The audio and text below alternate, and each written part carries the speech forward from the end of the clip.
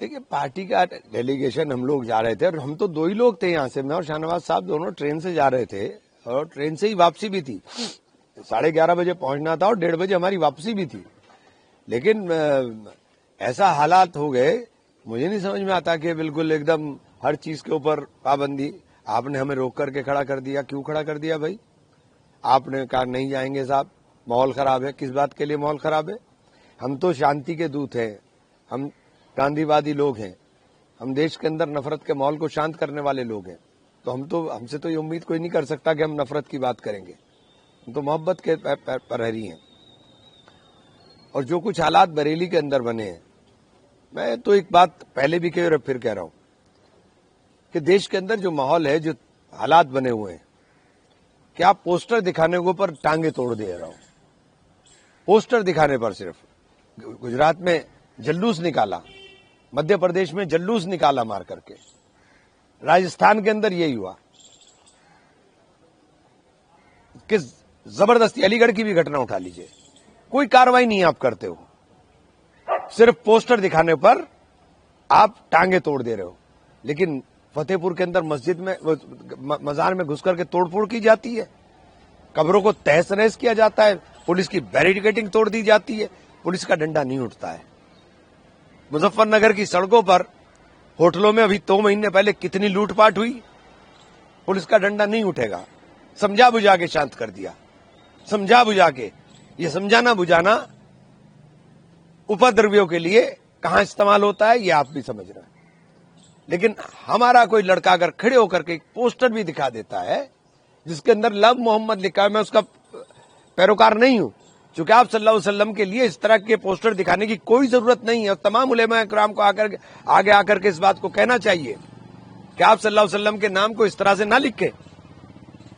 आप सल्लल्लाहु अलैहि वसल्लम के नाम के साथ मोहब्बत मुसलमान होने की गारंटी है, तो उसको दिखाने की जरूरत नहीं है, उसे प्रदर्शित करने की जरूरत नहीं है।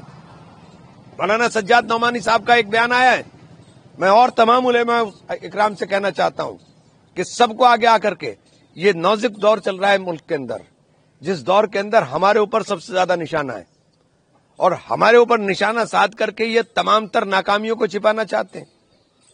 ये चाहते हैं कि इनकी तमाम तर नाकामियां उस नफरत के माहौल में दब जाएं जो नफरत का माहौल ये देश के अंदर पैदा कर रहे हैं। 27 का चुनाव है, चुनाव हारने का डर सता रहा है, इसलिए मुसलमान के ऊपर लाठी डंडा बुलडोजर गोली सब चलाने का काम हो रहा है। और ये जो नफरतें हैं, इन नफरतों की बुनियाद के ऊपर उन तमाम नाकामियों को छुपा करके चुनाव के एजेंडे को अपने चलाना चाहते हैं। तो ये सीधा सीधा खेल चल रहा है। तो इसके अंदर किसी भी सूरत में हमें इस्तेमाल नहीं होना चाहिए। ये मस्जिदें नमाज के लिए हैं, यहाँ नमाज पढ़ी जाती है, जुमा के अंदर लोग नमाज पढ़ने के लिए आते हैं। 4 लड़के बाहर खड़े होकर के पोस्टर लेके कोई भी खड़ा हो जाए और फिर पूरी नमाजी उस भीड़ का हिस्सा बन जाए, ना चाहते हुए भी वो उसके अंदर उस नफरतों का शिकार हो जाए जिनका वो कभी चाहते नहीं। नमाज के अंदर कोई नफरत की बात, मस्जिद में कोई नफरत की बात।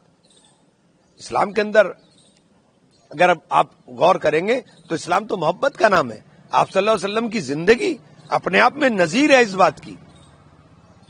और ये जो नफरतें आप फैला रहे हैं, ये नफरत है सिर्फ आप अपने एजेंडे को चलाने के लिए, अपनी नाकामियों को छिपाने के लिए फैला रहे हैं।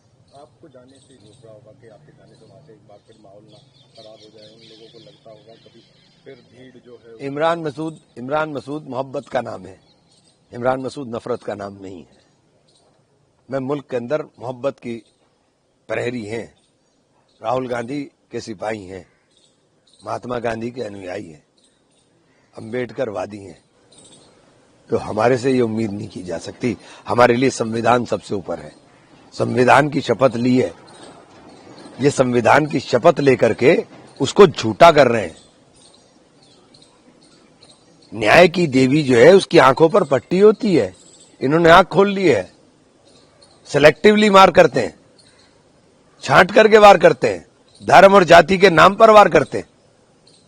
तौफीक रजाई जो भाई हैं वो भी इस बात को कह रहे हैं कि अगर प्रशासन जो है उनको जाने की अनुमति दे देता तो शायद ये सब कुछ ना होगा। और आपने कल देखा भी होगा तौफीक रजा के घर पर बुलडोजर भी नहीं, तो जाने की जरूरत, एक बात तो बताइए, अनुमति मांग क्यों रहे आप क्यों इकट्ठा कर रहे? जरूरत क्या है? आप बुलडोजर क्यों चला रहे हो साहब? ऐसा कौन सा उन्होंने गुनाह कर दिया? आप बुलडोजर चला रहे हो। आप एक व्यक्ति को, जो इतना सम्मानित व्यक्ति रहा हो, उसको इस तरीके का महिमा मंडित उसको उसके बारे में इस तरह के बयानात दे रहे हो, तू तड़ाक की भाषा का इस्तेमाल कर रहे हैं। ये तो मीडिया को भी कहना चाहता हूं कि आप 2 मिनट के अंदर ऐसी भाषा इस्तेमाल करते हो, उनके लिए भी करके दिखाओ ना। उन नफरती लोगों के लिए भी करके दिखाओ ना, जो सीधे सीधे खुलेआम नफरत नाम लेकर के नफरत बोलते हैं। आप में हिम्मत नहीं है, आप तो एजेंडा चला रहे हो। उनके साथ साथ जो उनके अनुयायी थे, जो उनके साथ आए थे, उनको जो प्रॉपर्टी है उनको सील करने की कल से प्राधिकरण ने, मैं तो ये कह रहा हूं ना, और आगे भी ये तो काम सब होना है। हमारे साथ ये सब काम होना है। जब हमें पता है कि हमारे साथ ये सब काम होना है, तो हमें मोहतात रहने की जरूरत है, हमें होशियार रहने की जरूरत है। ये तो होना ही है। ये कोई ऐसी चीज नहीं है कि ये नई चीज है, ये तो सब होना है। हो सकता है कल को मेरा भी घर गिरा दे, तो ये तो हमें तैयार रहना पड़ेगा। करोड़ों की संपत्तियां सब सीज कर रहे हैं। तो ये तो मैं कह रहा हूं ना कि ये सब हो रहा है, ये तो सब चल रहा है। लेकिन ये जो आप कर रहे हो, उसका देश के ऊपर बहुत बुरा असर पड़ रहा है। इसका देश के ऊपर बहुत बुरा असर पड़ रहा है। पूरे विश्व के अंदर हम कहां खड़े हो गए आपकी नफरतों की वजह से। आपको इसका आकलन करना पड़ेगा। आपको सोचना पड़ेगा कि जो हमारे दोस्त थे, जो हमेशा हमारे साथ खड़े रहे, वो आज हमसे दूर हो रहे हैं। आपको सोचना पड़ेगा।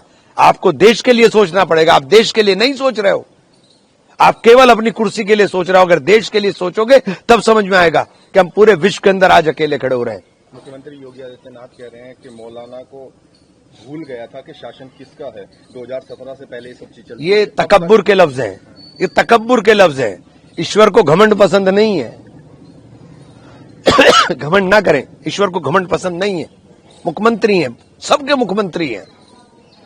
जब आप कुर्सी पर बैठ जाते हो तो न्याय की उम्मीद की जाती है, ऐसी भाषा की उम्मीद नहीं की जाती कि आप ऐसी भाषा बोलें, ऐसे ऐसे जुमले बोलें, जो जुमले दिल को ठेस पहुंचाने का काम करें। तो आप ही लोगों की बात कर रहे हैं। वो कह रहे हैं कि जो बच्चे हैं, जो नासमझ हैं, जो नहीं जानते, हम खुद ही कह रहे हैं, पढ़ाने की बजाय उनको लिखाने की बजाय सड़कों पे लेके आते हैं। और मैं तो खुद कह रहा हूं, देखिए, ये तो मैं खुद कह रहा हूं कि ये मस्जिदें नमाज के लिए हैं।